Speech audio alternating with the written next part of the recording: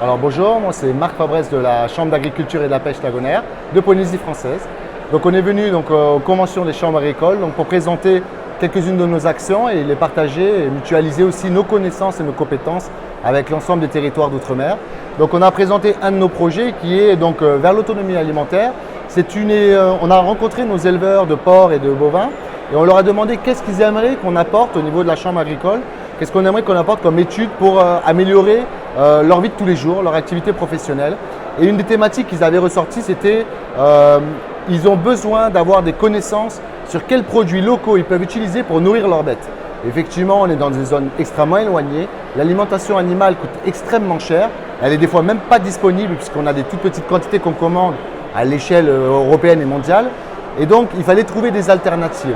Donc, on a lancé une étude avec l'entreprise Ceres, qui est une entreprise de Luxembourg qui est composée de spécialistes en nutrition animale, pour identifier toutes les ressources locales qu'on avait, que ce soit pour les porcs avec le poisson, les patates douces, le tubercule ou la feuille, le taro, le potiron, etc.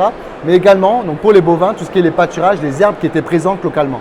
Donc ça a été une étude qui a duré à peu près 5 mois, qui a permis d'identifier des dizaines de produits locaux en expliquant comment les transformer pour les donner aux animaux, sous quelle méthode et comment faire en sorte, par exemple pour les pâturages, d'implanter un nouveau pâturage qui serait adapté à nos cheptels. L'idée vraiment, c'est qu'aujourd'hui, beaucoup de nos éleveurs utilisent ce qu'on appelle les eaux grises ou les eaux grasses, ça ne dépend où on est, c'est-à-dire qu'ils consistent à récupérer des déchets de cantine ou des déchets de restauration et ils donnent ça à leur porc. On connaît les impacts négatifs, d'ailleurs en Europe et en France, ce n'est pas autorisé, mais chez nous, c'est une des solutions qu'on a trouvées. Et donc, l'idée, c'est d'amener les éleveurs à utiliser des pratiques avec des produits locaux et de manière coordonnée pour connaître exactement qu'est-ce qu'ils donnent à leur porc et avoir des bons résultats aussi sur le poids carcasse.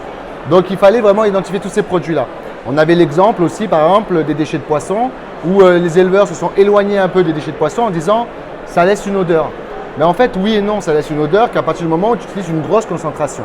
Et donc, l'idée de ce projet, c'est d'identifier quelle est la concentration adéquate de totaux de copra, de déchets de poisson qu'on peut donner à nos animaux tout en ayant une bonne capacité nutritionnelle, mais en maintenant la qualité organoleptique de la viande.